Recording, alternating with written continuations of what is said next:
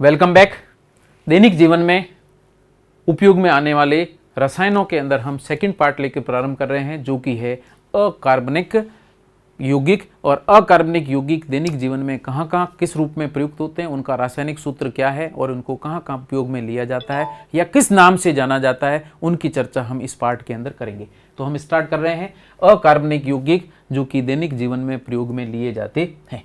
उसके अंदर हम बात करेंगे सबसे पहले साधारण नमक, या जिसको कहा जाता है खाद्य नमक, या इसी के लिए शब्द काम में लिया जाता है टेबल सॉल्ट, या इसी को कहा जाता है वेजिटेबल सॉल्ट। इसी के लिए शब्द प्रयुक्त होता है रॉक सॉल्ट, या आगे लिख रखे हैं। तो ये सामान्यतः कौन सा अम्ल है? खाने के साथ में जो मिलाया जाने वाला लवण है या लूण है या नमक है, वो कौन सा है? Sodium chloride. तो इसका आप साधारण नाम ध्यान रखेंगे, साधारण नमक जिसका रासायनिक सूत्र है सोडियम क्लोराइड। सूत्र के रूप में NaCl कहा जाता है, Na को सोडियम और Cl को क्लोराइड कहते हैं। इसको हम कॉमन सॉल्ट या साधारण नमक भी कहते हैं, रॉक सॉल्ट भी कहते हैं, टेबल सॉल्ट भी कहा जाता है। रासायनिक नाम है इसका सोडियम क्लोराइड। तो प्रश्न आता है साधारण नमक का रासायनिक नाम या सूत्र क्या है? तो सूत्र NaCl और नाम पूछे तो सोडियम क्लोराइड के रूप में लिखा जाता है। और इसके ये साधारण नाम भी आपको ध्यान रखने हैं, जिसमें ये सबसे महत्वपूर्ण नाम है, अच्छी तरह से याद रखें, रॉक सॉल्ट। सोडियम क्लोराइड को ही रॉक सॉल्ट कहते हैं। ठीक है, एक आगे और इसकी जरूरत पड़ेगी कंपैरिजन में, वहां दोबारा मैं बताऊंगा इस प्रक्रम को। और इसमें ये सोडियम क्लोराइड है, और सोडियम क्लोराइड को बनाने के लिए हम प्रक्रम को क्लोर क्षार प्रक्रम कहते हैं। लेकिन सामान्यतः क्लोर क्षार प्रक्रम इसके जल अपघटन की प्रक्रिया के लिए काम में लिया जाता है। तो चूंकि NaCl है, उसमें हम NaCl के जलीय विलयन का एक्वस सॉल्यूशन का विद्युत अपघटन करते हैं। तो विद्युत अपघटन की प्रक्रिया के अंदर एक प्राप्त होता है सोडियम हाइड्रोक्साइड, जिसको कहा जाता है क्षार, और दूसरा प्राप्त होता है क्लोरीन। तो चूंकि सोडियम क्लोराइड के गाढ़े जलीय विलयन, जिसको कि ब्राइन कहा जाता है, ये भी नाम ध्यान रखना, ब्राइन कहते हैं, BRINE, ब्राइन। NaCl के जल में गाढ़े विलयन को ब्राइन कहा जाता है। ब्राइन का यदि विद्युत अपघटन किया जाता है तो उत्पाद के रूप में सोडियम हाइड्रोक्साइड और क्लोरीन प्राप्त होती है। क्लोरीन को क्लोर कहा गया है और सोडियम हाइड्रोक्साइड को क्षार कहा गया है, इसीलिए इस प्रक्रिया को हम क्लोर क्षार प्रक्रम कहते हैं। NaCl के जलीय विलयन का विद्युत अपघटन करने पर इस प्रक्रिया को हम क्लोर क्षार प्रक्रिया कहते हैं, जिसमें दो मुख्य उत्पाद प्राप्त होते हैं, सोडियम हाइड्रोक्साइड, जिसको कि कहा जाता है कास्टिक सोडा, जो कि कपड़े धोने के साबुन बनाने में प्रयुक्त किया जाता है। कास्टिक सोडा NaOH है, और साथ में क्लोरीन गैस के रूप में निर्मित होती है। क्लोरीन गैस का उपयोग सामान्यतः आपके जो जल है, पीने योग्य जल है, उसको शुद्ध करने के लिए काम में लेते हैं। नेक्स्ट हम बात कर रहे हैं रासायनिक अभिक्रिया के रूप में। तो यहाँ पर NaCl के विद्युत अपघटन की प्रक्रिया के अंदर क्या क्या प्राप्त होता है? कैथोड पर हाइड्रोजन और एनोड पर ऑक्सीकरण प्रक्रिया के द्वारा क्लोरीन प्राप्त होती है। तो हमेशा ध्यान रखना, कैथोड ऋणावेशित होता है विद्युत अपघटन में, जिस पर हाइड्रोजन गैस उत्पन्न होगी। एनोड धनावेशित होता है, ऑक्सीकरण प्रक्रिया द्वारा क्लोरीन प्राप्त होती है। तो यहाँ पर हाइड्रोजन और क्लोरीन निर्मित होती है, लेकिन विलयन के अंदर NaOH निर्मित होता है। उस क्षार के कारण इसका नाम क्लोर क्षार प्रक्रम कहा गया है। भोजन में NaCl का उपयोग किया जाता है। मांस व मछली को संरक्षित करने में, मछलियों को दूर तक ले जाने के लिए या लंबे समय तक खराब होने से बचाने के लिए NaCl, ठोस NaCl का उपयोग करते हैं।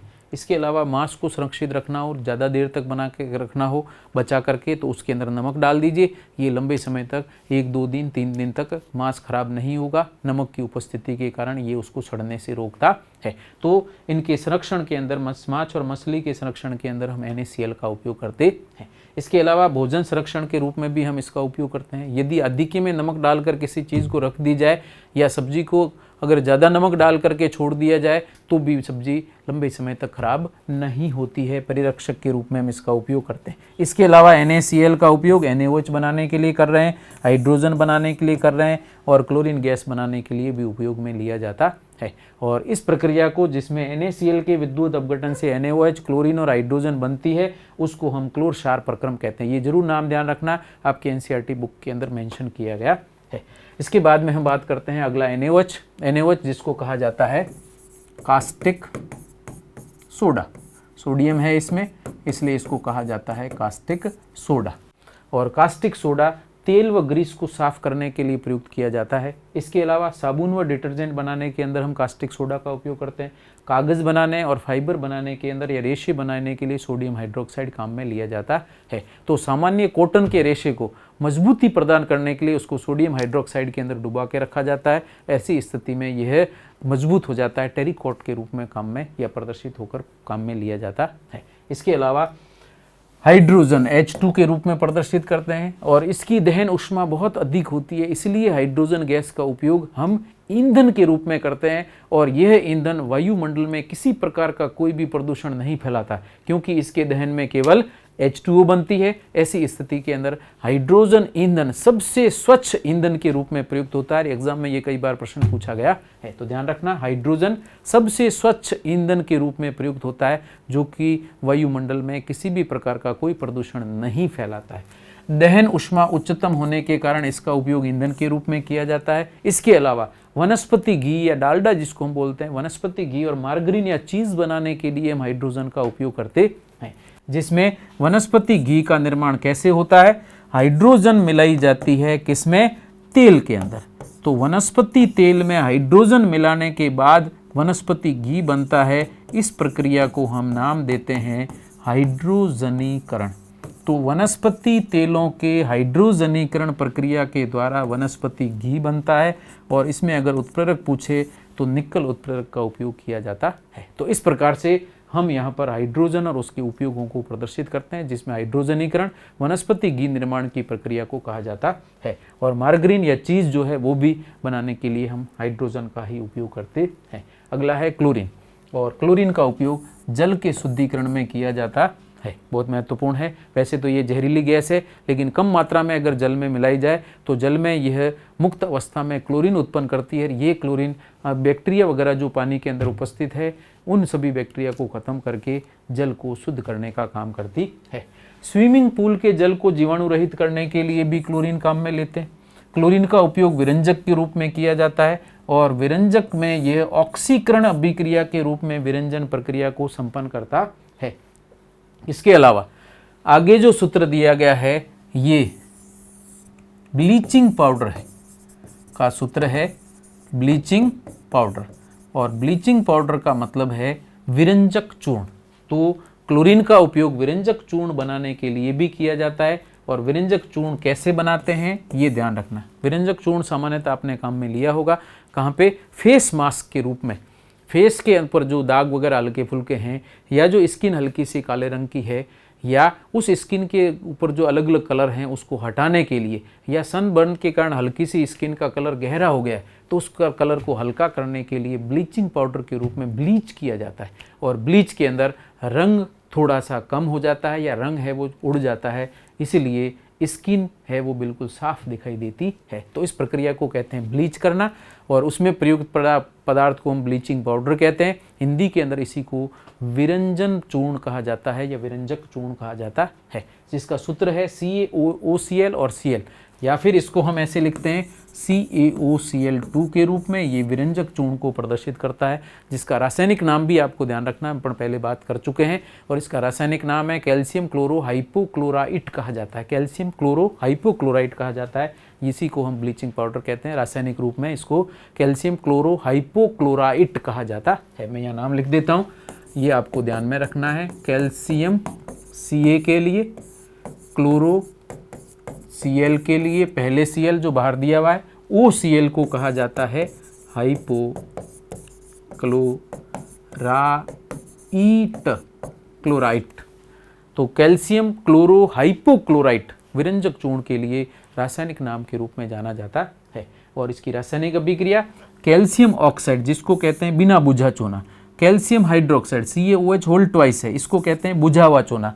कैल्शियम हाइड्रोक्साइड बुझा चूना या कैल्शियम ऑक्साइड बिना बुझा चूना, इन दोनों की अभिक्रिया या अलग अलग भी इसकी अभिक्रिया क्लोरीन के गैस के साथ में की जाती है तो CaOCl2 कैल्शियम क्लोरो हाइपोक्लोराइट बनता है।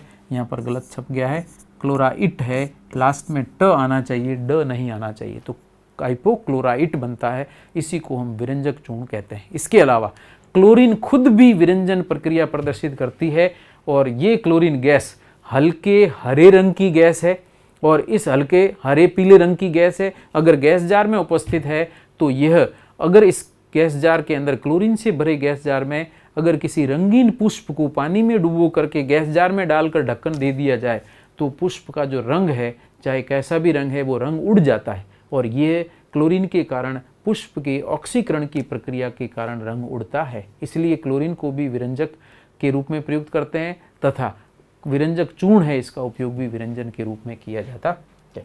इसके अलावा हम बात कर रहे हैं सोडियम बाइकार्बोनेट। इसकी बात हम पहले कर चुके हैं, बेकिंग सोडा कहते हैं, इसी का दूसरा नाम है मीठा सोडा कहा जाता है, या इसी को हम खाने का सोडा भी कहते हैं। खाने का सोडा भी कहते हैं। खींची बनाने के लिए या फिर पापड़ बनाते समय हम इसका उपयोग उस पापड़ के अंदर मिलाकर करते हैं। ब्रेड पकोड़े बनाते समय पकोड़ों को फुलाने के लिए हम मीठा सोडा मिलाते हैं, जिससे पकोड़े फूल जाते हैं। इसके अलावा दाल के बड़े बनाते हैं, उसमें भी हम इसको मिलाते हैं और फिर एरिएटेड करने के लिए हम उसको बहुत तीव्रता से घुमाते हैं, तो अंदर से निकलने वाली कार्बन डाइऑक्साइड के कारण जो आटा है वो फूल कर मोटा हो जाता है और ब्रेड वगैरह बनाते समय ये प्रक्रिया संपन्न होती है। इसके अलावा इसका उपयोग एंटासीड के रूप में, अर्थात एसिडिटी को कम करने के लिए या आमाशय की अम्लता को घटाने के लिए हम सोडियम बाइकार्बोनेट के रूप में करते हैं। इसके अलावा हमने पहले चर्चा की थी, लैक्टिक अम्ल को, दूध के अंदर जो लैक्टिक अम्ल की मात्रा बढ़ गई है उस मात्रा को कम करने के लिए हम उसके अंदर सोडियम बाइकार्बोनेट मिलाते हैं, क्योंकि ये एंटासिड का काम करता है। इसके अलावा सोडियम बाइकार्बोनेट के तापीय अपघटन द्वारा धावन सोडा या सोडा ऐश बनता है।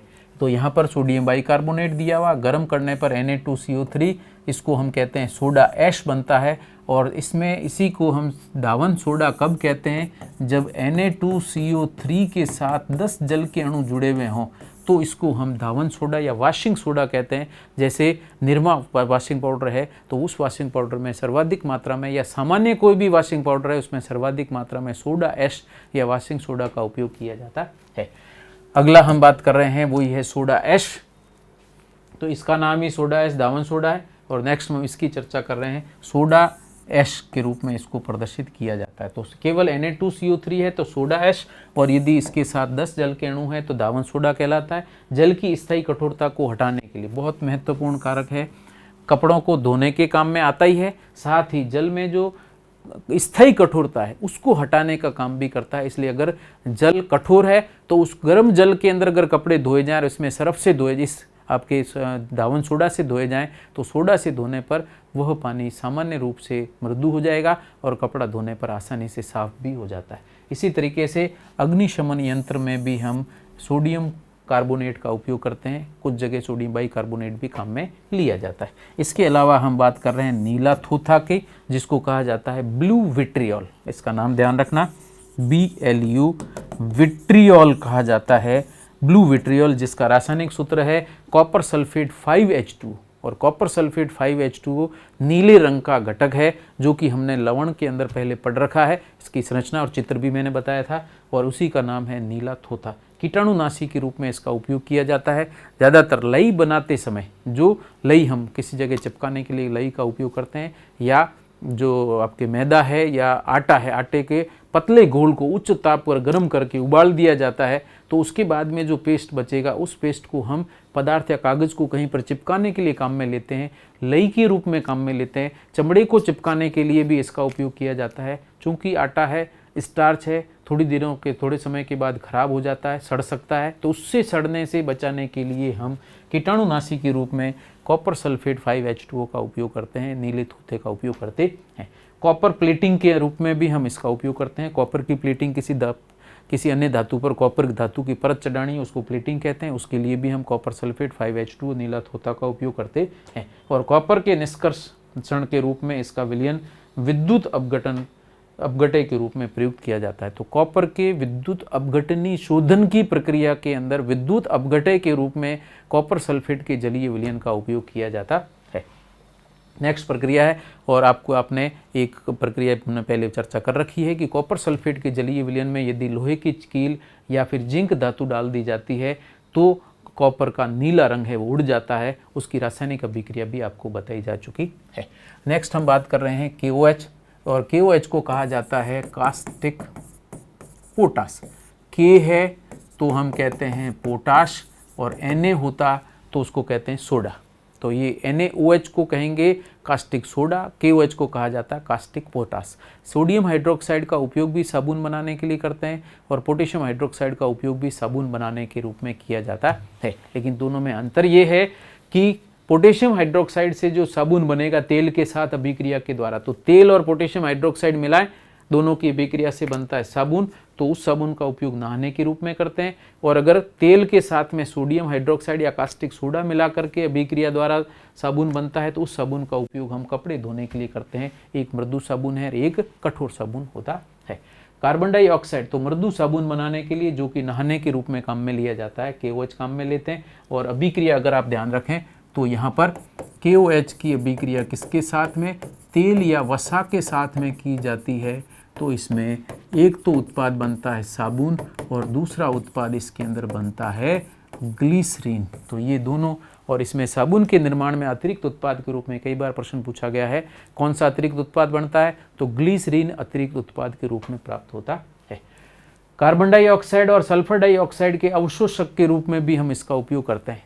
क्यों करते हैं, क्योंकि पोटेशियम हाइड्रोक्साइड क्षारीय प्रकृति का होता है, और यहाँ पर दोनों अधातु ऑक्साइड हैं, तो अधातु ऑक्साइड अम्लीय प्रकृति के होते हैं। इसलिए अम्ल को पोटेशार के साथ मिलाया जाए तो दोनों की उदासीनीकरण अभिक्रिया द्वारा लवण बन जाता है। ऐसी स्थिति में हम इन दोनों गैसों के अवशोषक के रूप में पोटेशियम हाइड्रोक्साइड का जलीय विलयन काम में लेते हैं। तो इसकी रासायनिक अभिक्रिया यहाँ पर दे रखी है। ये यहाँ पर क्षार के रूप में काम कर रहा है, SO2 अम्ल के रूप में काम कर रहा है। दोनों की अभिक्रिया द्वारा बनता है लवण और दूसरा बनता है जल। क्लियर है। इसके अलावा नेक्स्ट है कैल्शियम हाइड्रोक्साइड, बुझा हुआ चूना कहा जाता है। क्या कहते हैं इसको, बुझा हुआ चूना कहते हैं। और बिना बुझा चूना, कैल्शियम ऑक्साइड को बिना बुझा चूना, और अगर इसमें जल मिला दिया जाए तो अभिक्रिया द्वारा बनता है कैल्शियम हाइड्रोक्साइड, और इसे कहा जाता है बुझा हुआ चूना। इसके अलावा विरंजक चूर्ण बनाने में हम पहले अभिक्रिया पढ़ चुके हैं, उपयोग करते हैं। मृदा की अम्लीयता उपचार के अंदर इसका उपयोग किया जाता है। इसके अलावा लाइम वाटर के रूप में कैल्शियम हाइड्रोक्साइड का जलीय विलयन काम में लिया जाता है। चमड़े के बाल हटाने के रूप में भी हम इसका कैल्शियम हाइड्रोक्साइड का उपयोग करते हैं।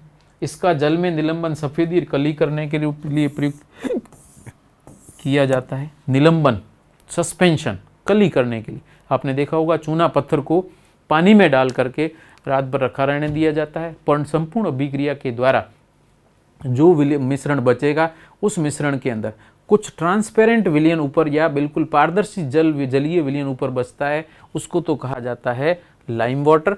और लाइम वाटर के अलावा नीचे जो गाढ़ा पेस्ट बचता है वो है कैल्शियम हाइड्रोक्साइड ठोस, जिसको बुझा हुआ चूना कहते हैं। लेकिन यदि इस विलयन को अच्छी तरह से हिला दिया जाए तो हिलाने पर सस्पेंशन या निलंबन बनता है, और उसी निलंबन का उपयोग कली करने के लिए या दीवारों को पर सफ़ेदी करने के लिए किया जाता है। इसके अलावा चमड़े के बाल हटाने के लिए भी हम इसको काम में लेते हैं। और ये एक महत्वपूर्ण है, सीमेंट वाले पार्ट के अंदर आपने पढ़ा था कि गारा या मोर्टार क्या होता है। उस मोर्टार के अंदर हमने सिंपल प्रक्रिया बताई थी कि सीमेंट के साथ में बजरी, कंकड़ और पानी मिला दिए जाएं तो इन तीनों के मिश्रण से क्या बनता है, गारा या मोर्टार बनता है। लेकिन पुराने समय के अंदर मोर्टार बनाने या गारा बनाने के लिए या मकान की चुनाई करने के लिए या नींवें भरने के लिए हम सीमेंट की जगह किसका उपयोग करते थे, इस कैल्शियम हाइड्रोक्साइड या चूने का उपयोग करते थे। तो चूना भी गारा बनाने के लिए काम में लिया जाता है, नींवें भरने के लिए इसको काम में लेते हैं। सिर्फ अंतर इतना सा हो गया है कि रेत और इस कैल्शियम हाइड्रोक्साइड जो कि चूने का पत्थर है, इन दोनों को उच्च ताप पर गर्म करके हम क्लिंकर या सीमेंट में परिवर्तित करते हैं, जिसमें जिप्सम मिला करके पाउडर बना देते हैं, उसी को सीमेंट कहा जाता है। और पुराने समय में हम चूने के पत्थर को पानी में घोल करके रेत में मिला करके पकाते थे। पकाने की प्रक्रिया में भी सीमेंट जैसी प्रकृति का ही कैल्शियम सिलिकेट उत्पन्न होता था, और उसी का उपयोग नींवें भरने के लिए हम गारे के रूप में, मोर्टार के रूप में करते थे। तो मोर्टार या गारा बनाने में इसका उपयोग किया जाता है, जिसका उपयोग हम इसके अलावा प्लास्टर व पत्थर जोड़ने के लिए भी हम इसको काम में लेते हैं। अर्थात इस मोर्टार का उपयोग प्लास्टर और पत्थर जोड़ने के लिए काम में या मकान बनाने के लिए हम काम में लेते हैं। नेक्स्ट हम ले रहे हैं अकार्बनिक अम्ल के रूप में, जिसको कहा जाता है खनिज अम्ल। तो H2SO4 यहाँ पर क्या काम करता है, खनिज अम्ल के रूप में काम करता है, मिनरल एसिड के रूप में। अग्निशमन यंत्र में इसका तनु विलयन उपयोग में लिया जाता है। तो अग्निशमन यंत्र की अगर अभिक्रिया देखें तो हम एक तो काम में ले रहे हैं सोडियम कार्बोनेट और उसके साथ में प्रयुक्त कर रहे हैं H2SO4 का तनु विलयन। दोनों की जब अभिक्रिया होती है तो Na2SO4 लवण बनता है और साथ में बनती है कार्बन डाइऑक्साइड गैस, और यही कार्बन डाइऑक्साइड गैस जो है वह आग को बुझाने का काम करती है। क्योंकि कार्बन डाइऑक्साइड जलती नहीं है, इसलिए ये आग बुझाने के लिए प्रयुक्त की जाती है, और ऐसे यंत्र में तीव्रता से निकलने वाली गैस कार्बन डाइऑक्साइड होती है।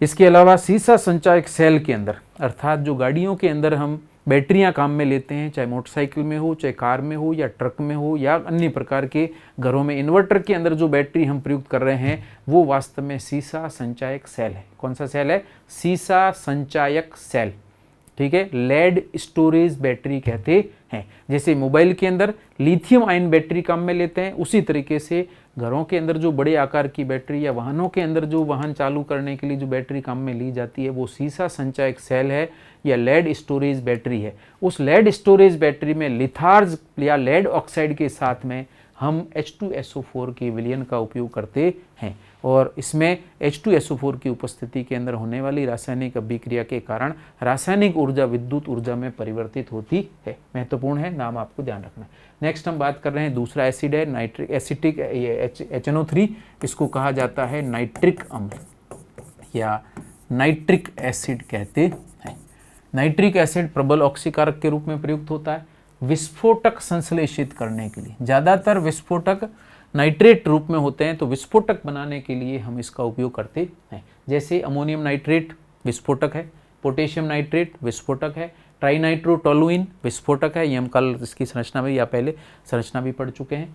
ट्राइनाइट्रोटोलुइन, RDX जिसका पूरा नाम है रिसर्च डेवलप्ड एक्सप्लोसिव, RDX बनाने के लिए भी नाइट्रेट के रूप में हम या नाइट्रीकरण प्रक्रिया के रूप में HNO3 का उपयोग करते हैं। इसके अलावा ट्राइनाइट्रोफिनॉल पिक्रिक एसिड बनाने के लिए भी हम रासायनिक अभिक्रिया में नाइट्रिक अम्ल और सल्फ्यूरिक अम्ल का मिश्रण प्रयुक्त करते हैं। ये रासायनिक अभिक्रिया आपने पढ़ रखी है। इसके अलावा सोडियम नाइट्राइट चिली शोरा, नाम ध्यान रखना, सोडियम नाइट्राइट चिली शोरा है, पोटेशियम नाइट्राइट है, इसको कहते हैं भारतीय शोरा, भारतीय शोरा कहा जाता है। तो ये दोनों चीज़ें ध्यान रखना, भारतीय शोरा है पोटेशियम नाइट्रेट और चिली शोरा है सोडियम नाइट्रेट NaNO3 और KNO3 के रूप में आता है। ये दोनों ही बारूद के रूप में प्रयुक्त होते हैं। ग्लिसराइल नाइट्रेट डायनामाइट है, वह भी जो कि पहला प्रथम तरल विस्फोटक है, और इस तरल विस्फोटक को बनाने के लिए भी हम किसका उपयोग करते हैं, नाइट्रिक अम्ल का उपयोग करते हैं डायनामाइट बनाने के लिए। इसके अलावा हम बात कर रहे हैं चौक या खड़िया या चूना या मार्बल। चौक भी कहते हैं, खड़िया भी कहा जाता है, चूना भी कहते हैं, इसी के अलावा मार्बल भी कहा जाता है। इन सभी का रासायनिक सूत्र है कैल्शियम कार्बोनेट। तो खड़िया, चूना, मार्बल, चौक या संगमरमर कह दीजिए, सभी कैल्शियम कार्बोनेट से बने होते हैं, जिनकी संरचना अलग अलग होती है तथा HCl से अभिक्रिया करके कार्बन डाइऑक्साइड उत्पन्न करता है। तो इसलिए आपने देखा होगा कि जहाँ पर बाथरूम में भी अगर हम बाथरूम के अंदर तेजाब का उपयोग कर रहे हैं बाथरूम धोने के लिए, तो वहाँ पर HCl का अम्ल का उपयोग किया जाता है, और अम्ल अगर किसी फर्श के ऊपर डाल दिया जाए और उसमें यदि मार्बल लगा हुआ है तो मार्बल चूँकि कैल्शियम कार्बोनेट है, और इस कैल्शियम कार्बोनेट के ऊपर यदि तेजाब गिर जाता है तो दोनों की रासायनिक अभिक्रिया के द्वारा बनता है कैल्शियम क्लोराइड, और साथ में बनता है H2O, और इसके अलावा बनता है कार्बन डाइऑक्साइड। इसलिए आपने देखा होगा इसी कार्बन डाइऑक्साइड गैस के बनने के कारण अगर HCl मार्बल के फर्श पर गिरता है तो उसको विघटित कर देता है और उसमें से झाग उत्पन्न होते हैं, वो कार्बन डाइऑक्साइड गैस के कारण झाग उत्पन्न होते हैं। इसके अलावा आप रेत में भी डालते हैं तब भी कार्बन डाइऑक्साइड निष्कासित होने के कारण या उसमें जो कार्बोनेट हैं या कैल्शियम के कार्बोनेट हैं या धातुओं के अन्य कार्बोनेट हैं उसमें से CO2 निकालने के कारण झाग उत्पन्न होते हैं। तो सिंपल से है चूना, खड़िया, संगमरमर और मार्बल, इनका रासायनिक सूत्र पूछे तो कैल्शियम कार्बोनेट है, और यह HCl से अभिक्रिया करके CO2 उत्पन्न करता है, जिसकी रासायनिक अभिक्रिया बता रखी है। इसके अलावा एक अन्य नाम है मिल्क ऑफ मैग्नीशिया, इंपॉर्टेंट है, मिल्क ऑफ मैग्नीशिया। नाम से पता चल जाएगा, मैग्नीशिया मैग्नीशियम होगा। तो मिल्क ऑफ मैग्नीशिया क्या है? मैग्नीशियम हाइड्रोक्साइड का पेस्ट है जिसका उपयोग एंटासिड के रूप में किया जाता है। तो अपाचन या एसिडिटी या अम्लता निवारण के लिए प्रति एसिड या प्रति अम्ल के रूप में पहले आया था सोडियम बाइकार्बोनेट और दूसरा है मैग्नीशियम हाइड्रोक्साइड का उपयोग भी या मीठे सोडे का उपयोग भी प्रति अम्ल के रूप में एंटासिड के रूप में किया जाता है। नेक्स्ट हम बात कर रहे हैं और लास्ट है KNO3। इसको भारतीय शोरा कहते हैं जिसका रासायनिक नाम है पोटेशियम नाइट्रेट। रासायनिक नाम है पोटेशियम नाइट्रेट।